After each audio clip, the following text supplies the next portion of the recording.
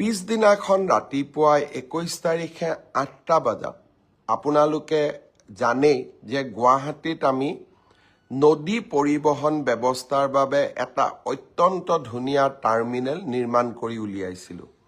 নিৰ্মলা সীতাৰমণ ডাঙৰীয়ানীয়ে তাক উদ্বোধন কৰিছিলে। প্ৰধানমন্ত্ৰী ডাঙৰীয়াই সেই টাৰ্মিনেলতে চৰাইদেউ জাহাজত উঠিব আৰু অসমৰ 25-30 গৰাকী ক্লাছ 9, 10, 11ৰ ষ্টুডেণ্টৰ লগত পৰীক্ষা পে চৰ্চা অৰ্থাৎ পৰীক্ষা সম্বন্ধীয় বিষয়বস্তুৰ লগত ছাত্ৰ ছাত্ৰীসকলৰ লগত চৰ্চা কৰিব, আলোচনা কৰিব। আৰু ব্ৰহ্মপুত্ৰ নদীৰ ওপৰত জাহাজখন চলি থাকিব।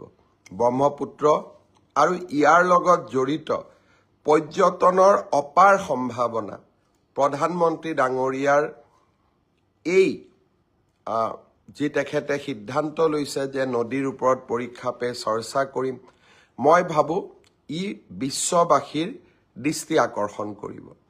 যোৱাবাৰ কাজিৰঙাত প্ৰধানমন্ত্ৰী ডাঙৰীয়াই এটা নিশা কটোৱাৰ পিছত আমি হাইয়েষ্ট টুৰিষ্ট ইনফ্ল' আটাইতকৈ বেছি পৰ্যটক পাবলৈ সক্ষম হৈছিলোঁ।